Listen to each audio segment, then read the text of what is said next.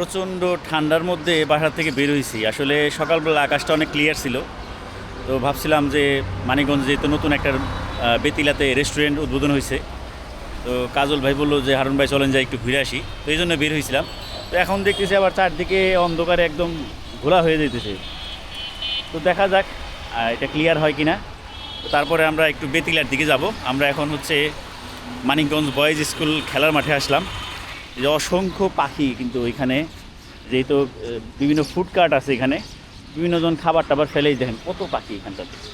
পাখি হচ্ছে এখান থেকে খাবার খুঁজতেছে, কারণ এই শীতের মধ্যে তো আসলে এই ধরনের পশু পাখি যারা আছে তাদের জন্য অনেক কষ্ট হয়ে যায়।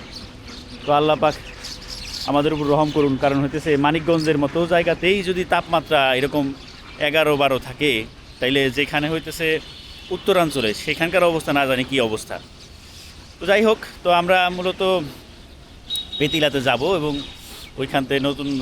ওইখানটাতে যে নতুন রেস্টুরেন্টটা হয়েছে, এবং ওইখানে আমাদের কাজল ভাই হচ্ছে মুসলিম নার্সারি, উনি নাকি এটা ডেকোরেশনটা উনি করছে গাছপালা দিয়ে। তো কেমন করলো সব কিছু আপনাদেরকে দেখাবো। দেখেনি যে কত পাখি এখানে, আর চারদিকে কুয়াশা দেখেন। মোটামুটি 200-300 মিটার দূরে কিন্তু কিছু দেখা যাইতেছে না। এরপর মাঠে বেশ কিছু সময় ওয়েট করলাম যে দেখি কুয়াশাটা কমে কিনা, এবং পাখিদের কোলাহল দেখতেছিলাম, কিন্তু দেখতেছি যে কুয়াশা আরও বেড়ে যাচ্ছে। পরে আজকের প্রোগ্রামটা ক্যান্সেল করলাম। তো যাই হোক, আজকে সকালবেলার প্রকৃতিটা আপনাদের সাথে শেয়ার করলাম।